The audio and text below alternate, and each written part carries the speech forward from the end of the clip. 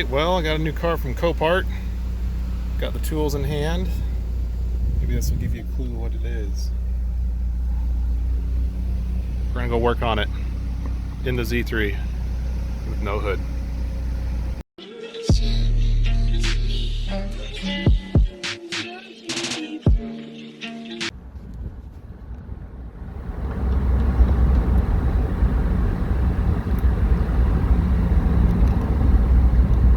Got your guesses made. Here she comes.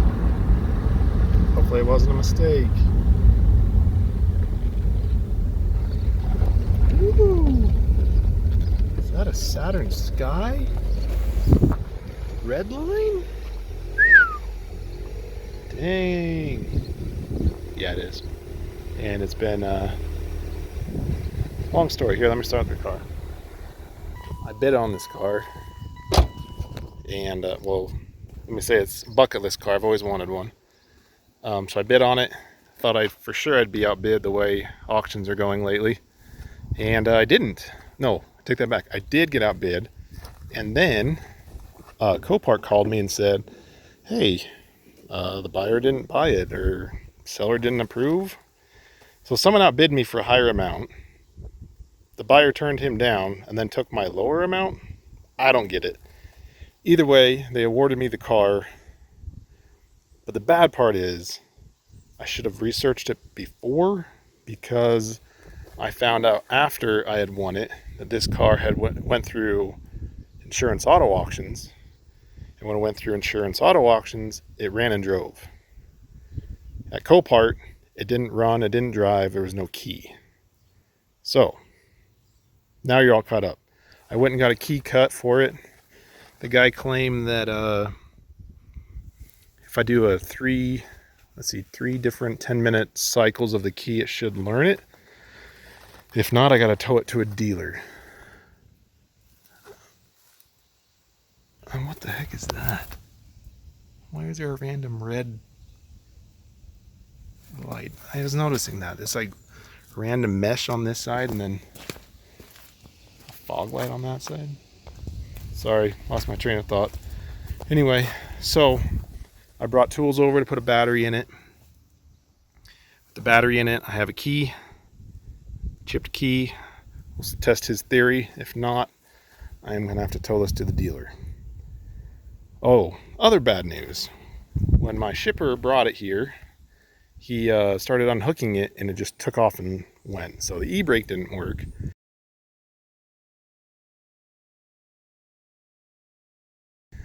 Even though it was in gear, it didn't hold it. So there's a high possibility it's got a bad clutch, which sucks real bad. But I'd rather have a bad clutch than a blown engine. Fingers crossed it doesn't have a blown engine. But to get started, I'm gonna pull this battery out, put my battery in, and worst comes to worst, I will back this girl up and throw some jumper cables from the Z3 to the Sky. Let's get the battery changed. Okay, got the battery hooked up. The guy said I need to turn the key to on for 10 minutes, turn it off, and do it 3 times. So turn it on, leave the key on for 10, turn it off, on for 10, off, on for 10, off. In theory it'll start. If not, we're going to the dealer. Hope that's not the case. Here we go. Start the timer. 12 o'clock. Okay, 12:01. At 12:11, we will turn the key off. Try it again. Why are those flashing? I don't know. Of course, when I'm out here trying to work on 2 convertibles, it starts raining, of course. But we're 3 minutes in. I assume that security light will either go out at 10 minutes or will go out after it's programmed. I think that's the goal here. Okay, we're almost there. 12:10. Let's see if that shuts off at around 12:11. If So we might be in business to do the next 2. And yes, it is raining. And yes, it is hot. Oh, there it is. Okay, 12:11. Turned off. Alright, we're going to turn the key off. Pull the key out. Open the door. Make sure everything turns off. Okay, key back in. Key back on. Flash your light. 12:11. We're rounded up 12:12. And we'll do 10 more minutes. See if that light shuts off. In the meantime, gotta catch up on my B is for build. Alright, it's coming up on the end of number 2, so it is, where is it? 12:20. So that thing should be kicking off one more time. Sorry about that. Oh, there it is, 12:21. Okay, we're gonna turn it off and do it again.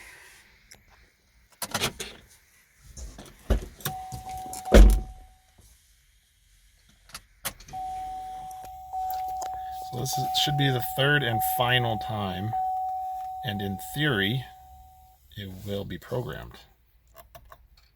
Hopefully that is accurate with what the instructions said. So 12:21, 12:22, so 12:30. 12:32. Light should turn off for the 3rd time, and hopefully she starts. In the meantime, I'm gonna go out and I'm gonna check the oil. I checked it once, I'm gonna check it again. Make sure we have oil, so when it turns off, we're ready to start it. All right, check the oil. Oil's good. The thing did say low coolant, but if I do drive, it'll just be to my house, so it won't even get to temperature. And I can't drive it anyway because of these shenanigans we have going on. I couldn't get a battery to fit in there.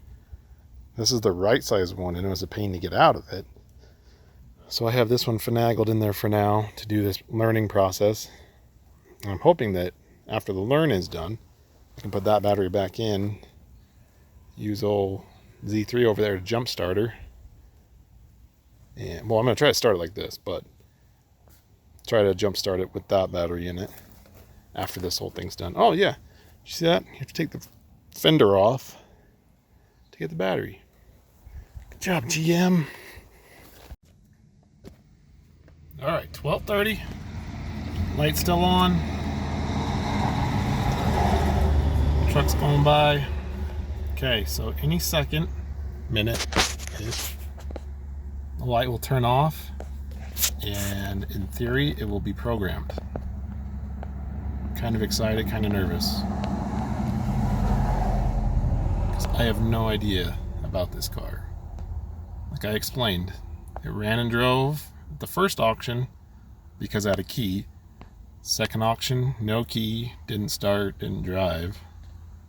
I didn't know the miles, but it's got 89, 139. But I'm kind of worried about the clutch. Kind of worried about the engine. Everything. Just fingers crossed, all the fingers. Change it to 12:31. Moment of truth.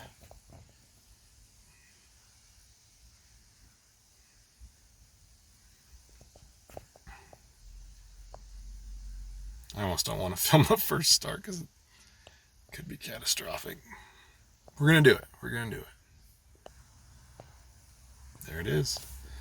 All right, let's zoom this bad boy out. Get my feet in here. Turn the key off again.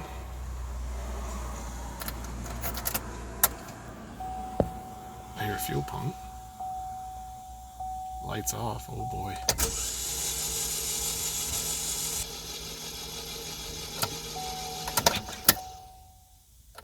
I don't know what that is.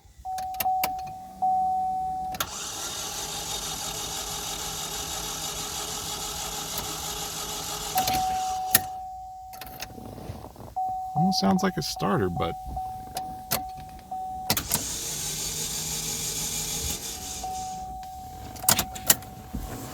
it sounds weird. It's like the starter's not engaging, or we have absolutely zero compression. Where is it? It sounds like it's on this side.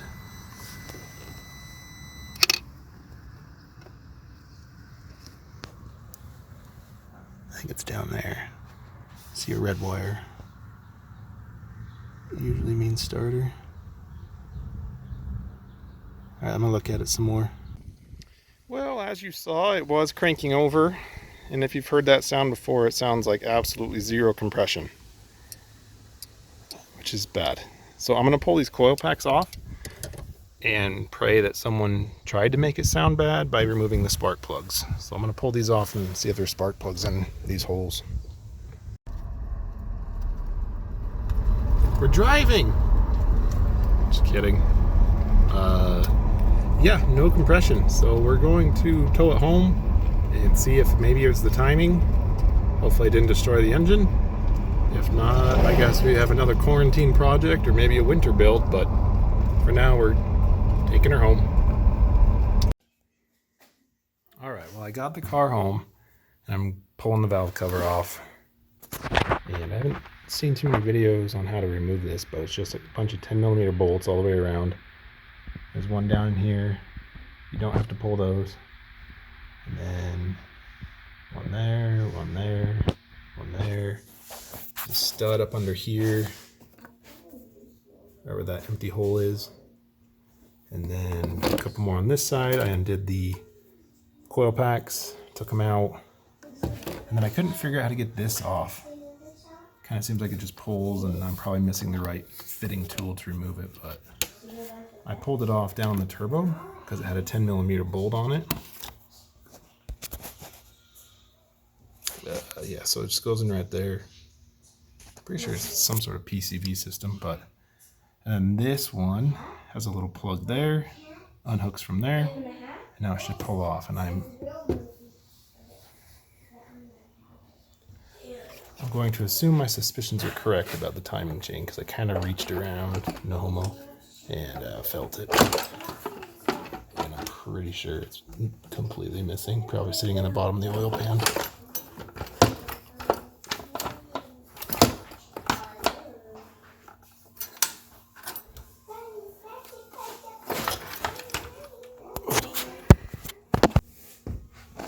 Okay, there's one clip right here the wiring's hooked to.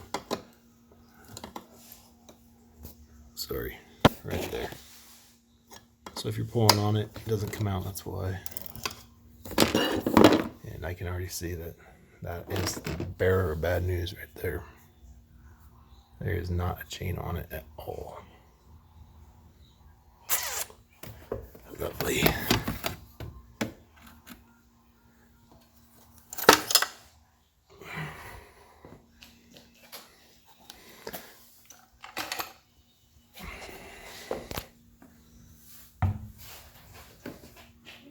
The real question is, how many valves were bent?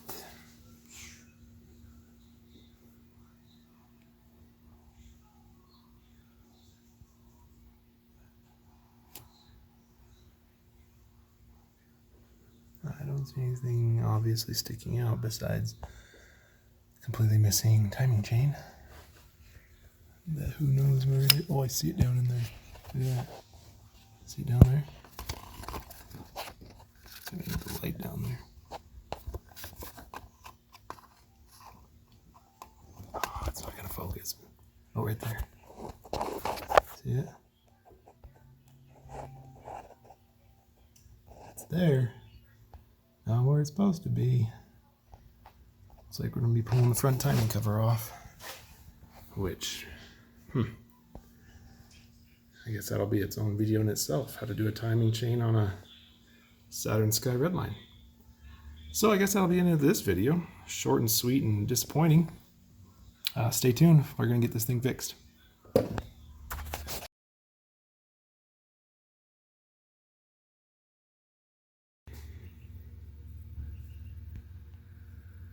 As you can see, we got busy. My friend Taylor came over and we decided to tear into this thing. So what we found after pulling this apart is that the upper timing chain components are completely missing. The lower one here is broke. It's supposed to have some pressure on it. There is no markings on the pistons, so we don't think that we think the bottom end's fine. The top end, even more weirder. I mean, it has LKQ stamped on it, so not original to the car. It's missing 2 rocker arms, and my friend was thinking that it might have a bent valve because he doesn't think they seated. Can't flip it up right now to show you because we were precariously balanced on some slippery wheels. But someone definitely has been in this before. The crank pulley bolt was loose, and this came off super easy. And if you think back to the video that I had it running, where I set my phone down to see, or when it's cranking, that pulley was like wobbly. It's because it wasn't on there tight.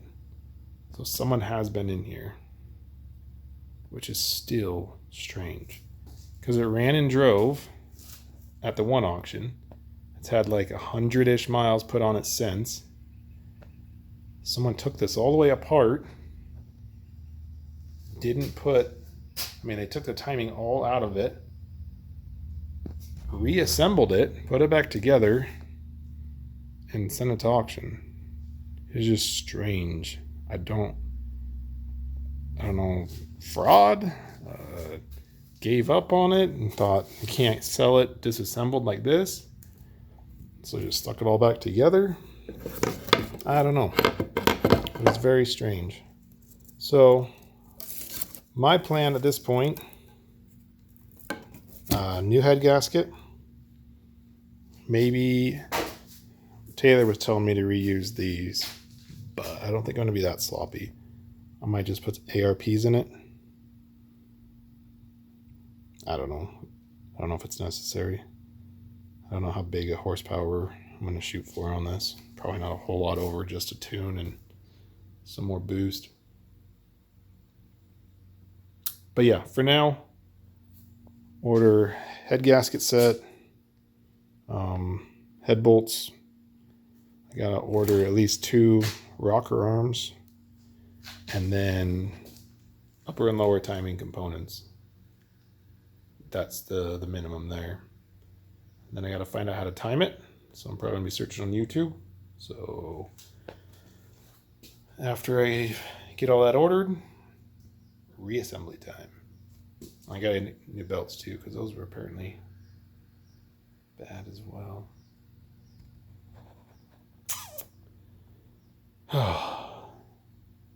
So pros and cons. Glad that the bottom end appears to be solid and good. Bad that whoever did this is a jerk and wasn't honest about it. I guess that's what you get. Probably just get new intake gaskets, new exhaust manifold gaskets, just new gaskets all around. And then these are the injectors. A little dirty, but I don't see why they wouldn't work.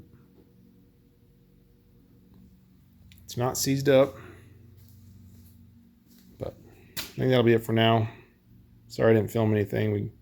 Originally just was going to have him come over and take the hood off, or help me take the hood off, and then I was going to do this, at least the timing, the front and the timing. But he was ambitious and I was ambitious, so here we are. Gonna be fun project for sure. Kind of tempted to just take this bumper off, but it's not really in the way. It looks kind of easy to take off. Oh well. All right, order some parts. Yay!